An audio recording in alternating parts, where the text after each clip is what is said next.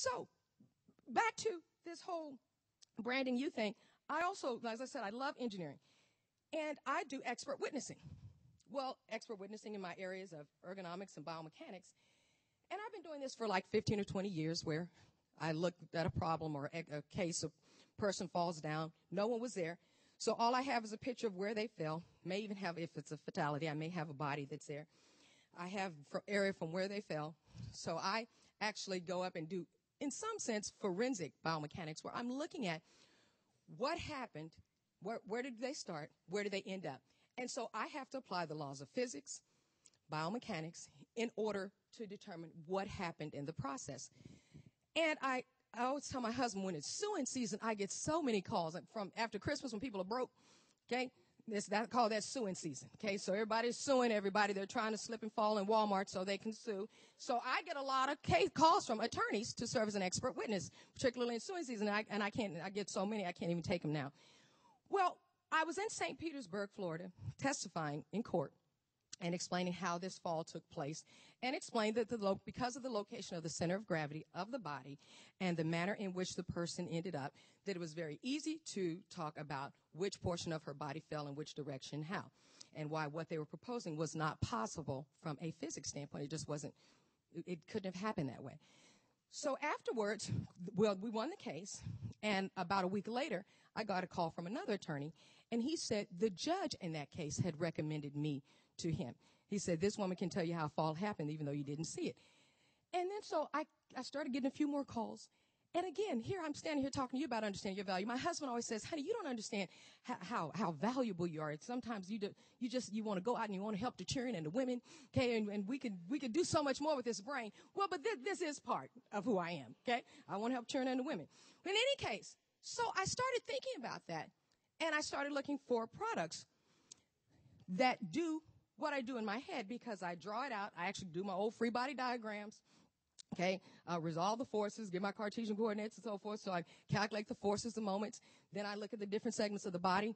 So I thought, well, I wonder if there's any software that does this. And of course, there's software that does some of it, but I won't even get into the long story of it. As a result of me sitting down and thinking about that, we have an invention disclosure that we are submitting this week. And this is something I've been doing in my head for 20 years. So, but I wasn't realizing the value associated with me and what I do until someone else told me. So I'm here to tell you, and this is why we need good, positive people close to us and around us. You have some valuable things in your head, very valuable, and we need them to come out. We need them to come out. We need you to be confident bringing them out. And in order to do that, we're going to have that positive attitude. Now, we're going to have to address our negativity. My husband says I'm truly, truly positive. And he says, and I said, well, honey, you're a little pessimist. He said, honey, no, don't say that. He said, I'm a realist. Okay?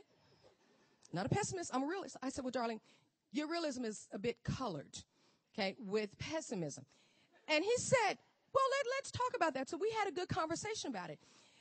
And if you do find that you are more of a realist, okay, then ask yourself, what are the reasons that I view these things in these ways? Because maybe your pessimism just means you haven't fully addressed some issues or some things that you need to think about.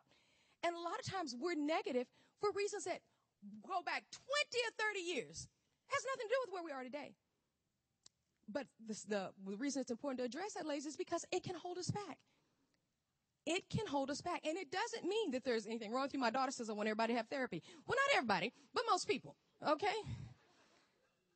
But you can do a lot of this on your own, as long as we're willing to be honest with ourselves.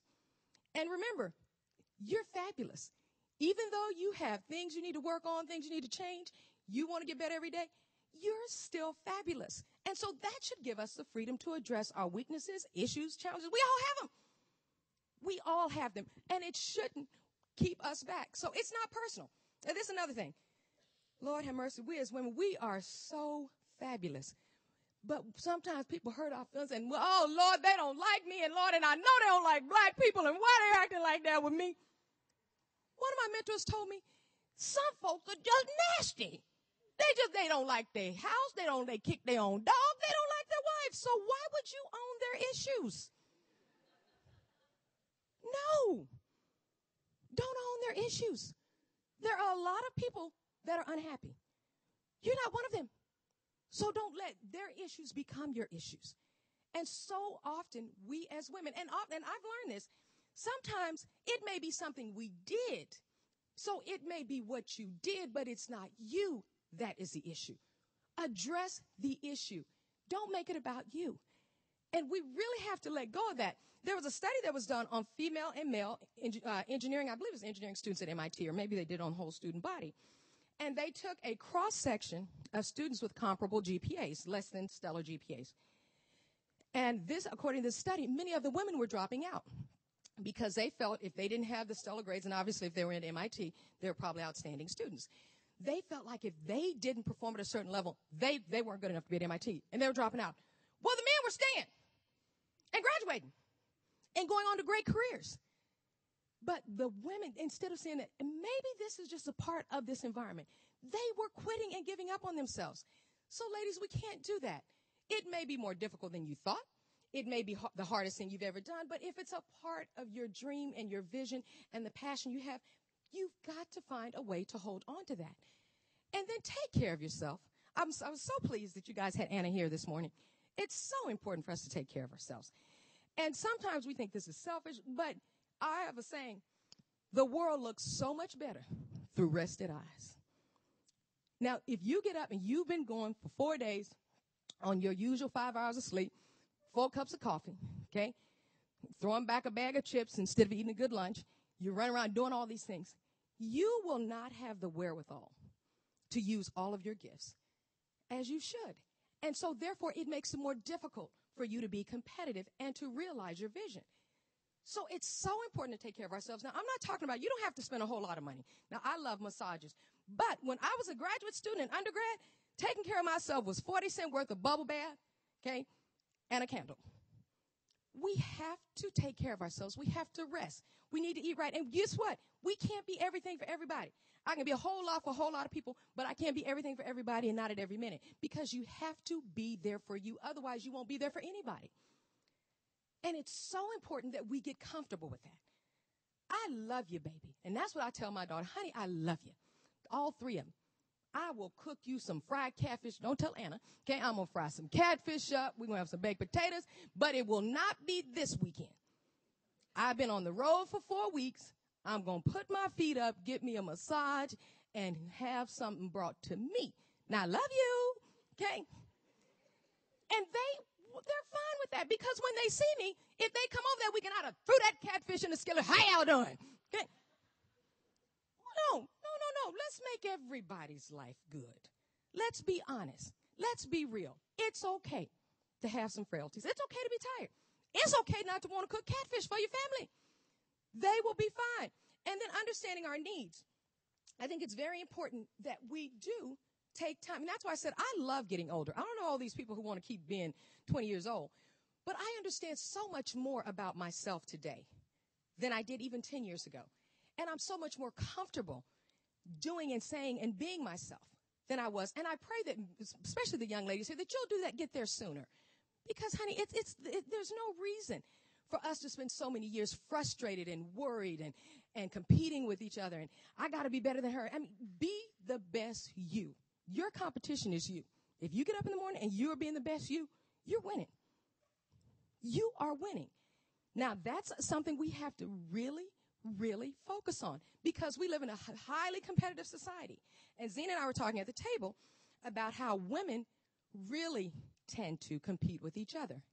And I call it, and that's why this is so beautiful, what you're doing here, I call it the cheerleader mentality. Now, men, again, are socialized in many respects to play on teams. From the time they're little bitty boys, they're playing pee-wee football and basketball, and so they're soccer, and they're about the teams. And, of course, it's gotten a lot better with women. But historically speaking, there weren't many of us doing those kind of things. We were competing for cheerleading. Want to be the cheerleader. Then, oh, Lord, don't be on homecoming court. Oh, then you got to be in homecoming. So there are very few of those positions. So we have been socialized to, and then beauty pageants. And I'm not against any of that. My daughter was Miss Black Teen Orlando. So I'm not saying at all that those things are negative, but we have to be mindful of what it does to us in the long term. And it's because many of us as women, we don't know how to support each other. And when we do, it's strained.